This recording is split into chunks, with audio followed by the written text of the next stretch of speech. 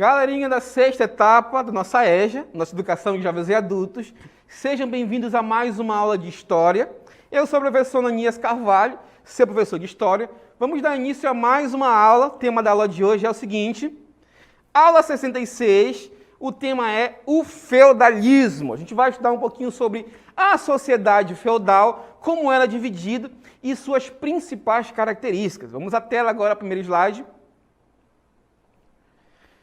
Sociedade feudal. Primeiro vocês têm que ter em mente de vocês que a sociedade feudal era estamental. O que significa isso, professor? Ela era dividida em estamentos ou ordens ou grupos. Eram divididos em estados, por assim dizer. Não era una como a gente é acostumado nos dias de hoje. Era uma sociedade dividida por estamentos, com relação verticais de domínio de grupos superiores sobre inferiores, clero, nobreza sobre servos, e horizontal entre membros do mesmo estamento, suzerano e vassalo entre nobres. A posição de uma pessoa era determinada pelo seu nascimento. O que significa isso, professor? Que se você nascia em um estamento, você provavelmente ia viver sua vida toda pertencendo a esse estamento. A não ser, claro, se você for um rico e resolva migrar para outra classe, outra ordem, que no caso seja o clero, o alto clero. Lembrando que grande parte dos filhos dos nobres eram encaminhados, por assim dizer, a serem membros do clero, membros da igreja. Vamos estudar de forma mais aprofundada agora esses estamentos, esses estados, no próximo slide. Primeira classe, primeiro estado da sociedade feudal, a gente conhece como o clero. O que era o clero, professor? Era o membro da igreja, principalmente, na sua predominância, membros da nossa igreja católica que a gente conhece hoje.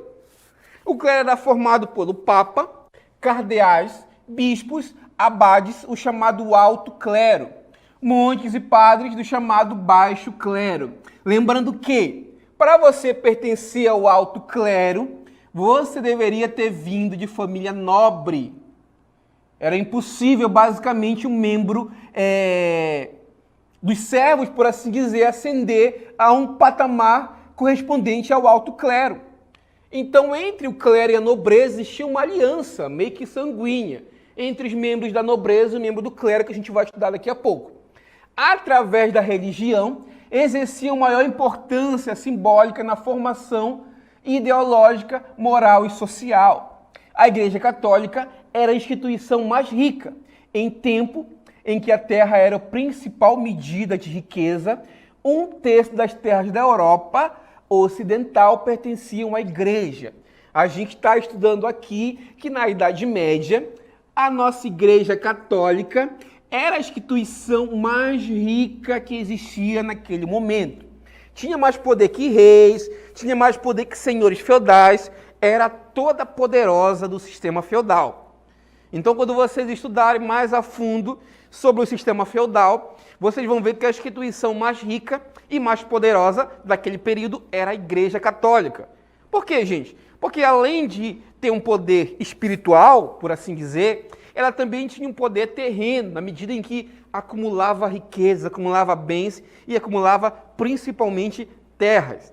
Então, gente, a primeira ordem, primeiro estamento, o primeiro estado da sociedade feudal correspondia ao clero, aos membros da igreja. Vamos agora ver qual é o nosso segundo estamento que a gente vai estudar e conhecer melhor. Segundo estamento, segunda ordem, segundo estado que a gente vai estudar é a nobreza. A nobreza era composta por reis, senhores feudais, suzeranos e vassalos, como duques, marqueses, viscondes, barões e o alto clero. Também pertencia à nobreza pela relação que eu expliquei agora há pouco para vocês. Moravam em castelos fortificados, detinham a posse das terras e dentro delas exerciam autoridade sobre leis, moedas e impostos. Ou seja, as nobrezas nada mais nada menos que eram os senhores feudais e membros da monarquia. Próximo slide para a gente. Para manter seu domínio, valia-se do monopólio das armas, pois sua função social era a defesa e a proteção. Existia uma teoria de um monge lá da Idade Média, chamado Adalberão de Lau, que dividia a sociedade em 3 grupos. Aqueles que rezavam, aqueles que lutavam e aqueles que trabalhavam. Quem rezava, obviamente, era o clero. Quem lutava, obviamente, era a nobreza. E quem trabalhava é a terceira ordem, que a gente vai estudar daqui a pouco, que era os servos, por assim dizer. Os trabalhadores, o servo, a maioria da população, cerca de 80% da população era composta pelos trabalhadores, também denominada de servos, formada por camponeses e servos de gleba, vilões, pequenos artesãos e escravos. A gente pode dividir os servos em algumas categorias, por assim dizer. O primeiro deles era o servo de gleba, ou chamado servo ligados à terra, não confundindo com escravos, pois tinham acordo com o senhor feudal e, embora vinculados à terra, submetidos a condições de trabalho e de vida deploráveis e pesados, impostos, não podiam ser vendidos, trocados, doados ou punidos como escravos. O primeiro servo que a gente vai trabalhar é o servo de gleba, o servo que é ligado à terra. Os vilões eram trabalhadores livres que moravam em vilas, daí o nome vilões, não presos à terra. Alguns camponeses tinham pequenas propriedades, terras alodiais, e em tempo de guerra entregavam ao nobre em troca de proteção, tornando-se vilões, livres de obrigações servis, embora também pagasse impostos. Outra categoria dos trabalhadores eram chamados escravos, que vocês devem compreender do que se trata. Trabalhadores que podiam ser vendidos, trocados, doados ou punidos. A maioria fazia serviços domésticos nas habitações dos senhores. Esses eram os escravos. Agora a gente vai estudar um pouquinho sobre as obrigações dos trabalhadores. Quais eram as obrigações que os trabalhadores eram submetidos nesse sistema feudal que a gente está estudando nesse momento? A primeira obrigação imposto. Vamos entender um pouquinho mais como era essa relação entre senhor feudal e seu servo. Em troca de proteção e direito ao uso da terra para o seu sustento, os servos tinham várias obrigações e pagavam muitos impostos ao senhor feudal, havendo 3 básicos e outros tantos que variam de feudo para feudo. A primeira obrigação que o servo era obrigado a pagar para com seu senhor era a corvéia. Anotem aí, galerinha. Primeira obrigação que o servo era obrigado com o seu senhor era a corvéia. Professor, o que seria a corvéia, gente? Corvéia era a obrigação de trabalhar de graça para o senhor alguns dias da semana, geralmente 3, nos chamados mansos senhoriais, nas terras de exclusivo uso do senhor. Os servos eram obrigados a trabalhar de graça nessas terras, galerinha. Segunda obrigação que a gente vai aprender na aula de hoje era a talha. Anotem aí, gente, segunda obrigação, a talha. O que seria a talha? Era uma obrigação de entregar para o senhor 50% do que produzia, ficando somente com os outros 50%, de onde deveriam tirar para pagar os outros impostos e sua subsistência. Olha só como era cruel essa talha, cruel essa obrigação que os servos tinham para com seus senhores. Terceira obrigação era a banalidade. Olha, esse nome já é um pouquinho tendencioso, né, galerinha? O que seria a banalidade?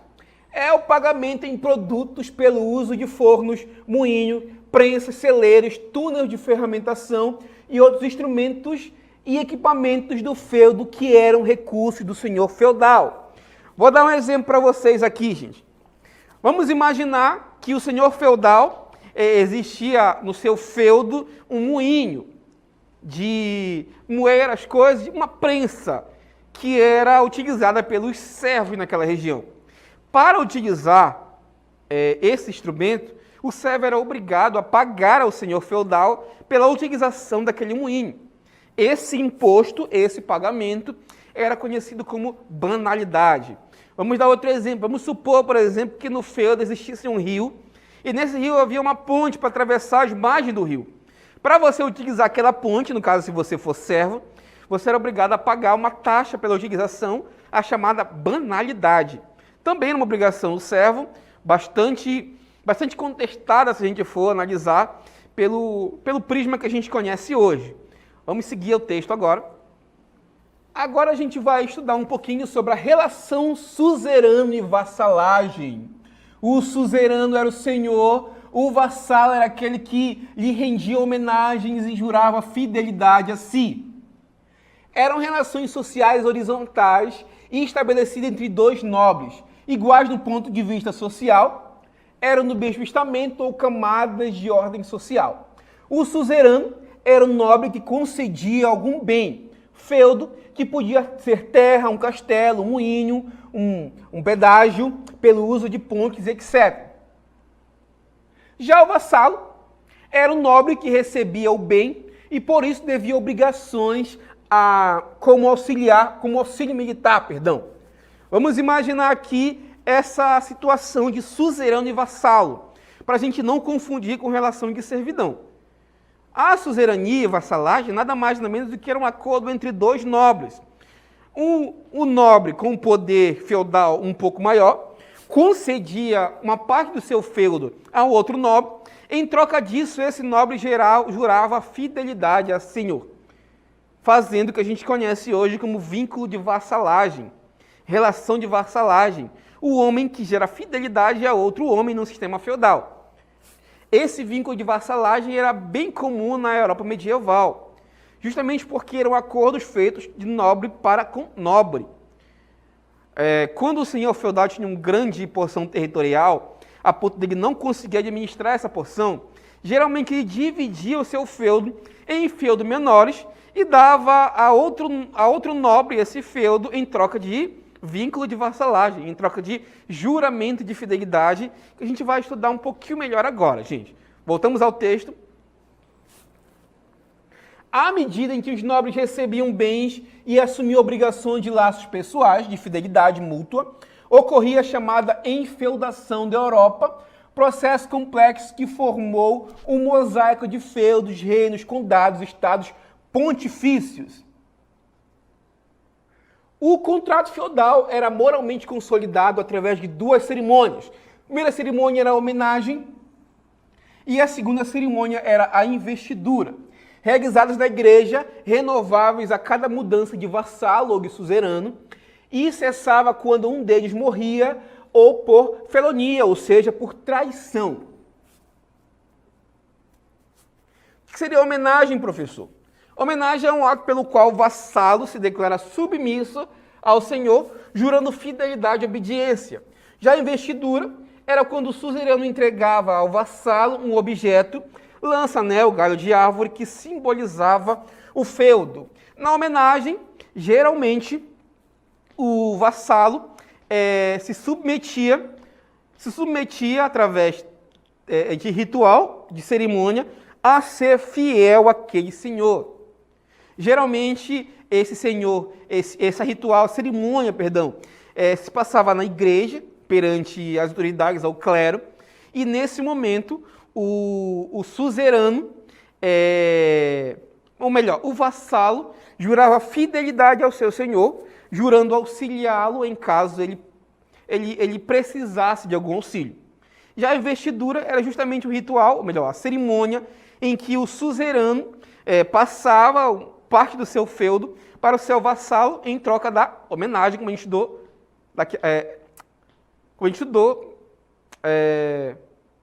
acabou de estudou anteriormente. Ok, gente? Vamos ao próximo slide. Vassalo e suzerano comprometiam-se reciprocamente. O vassalo devia ao suzerano auxílio, conselho e reverência, e o suzerano devia ao vassalo proteção e justiça. O vassalo deveria ajudar quando este casava uma filha, ordenava um filho cavaleiro ou era feito prisioneiro. Existia um auxílio mútuo entre suzerano e vassalo. Ok, galerinha? Agora a gente vai colocar em prática o que a gente aprendeu através da nossa DLI, Dinâmica Local Interativa.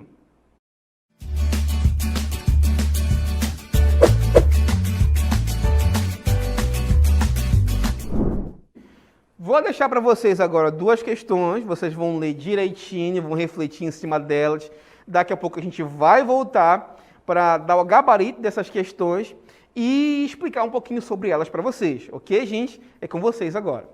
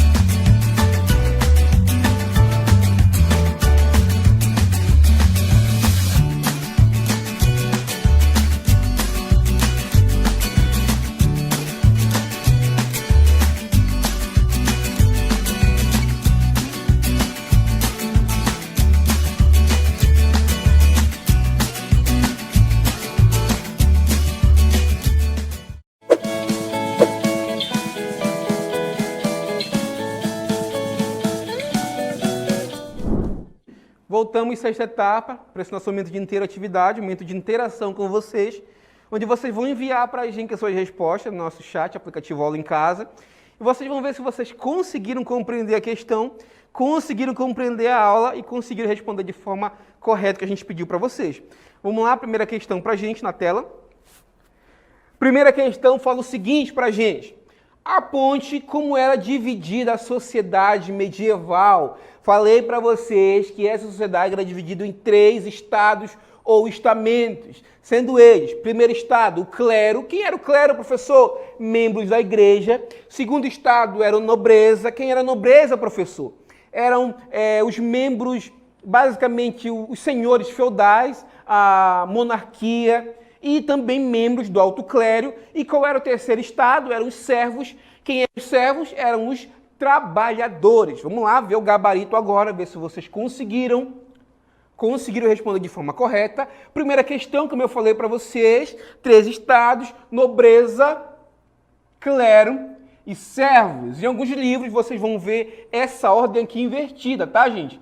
Em alguns livros de história, o primeiro estado é o clero, o segundo estado é a nobreza, o terceiro estado são os servos. Agora, como a questão pediu para vocês, vocês vão observar cada sociedade, cada estado, cada estamento e falar um pouquinho sobre elas. O que seria a nobreza, gente? O que seria o clero e quem que seriam os servos?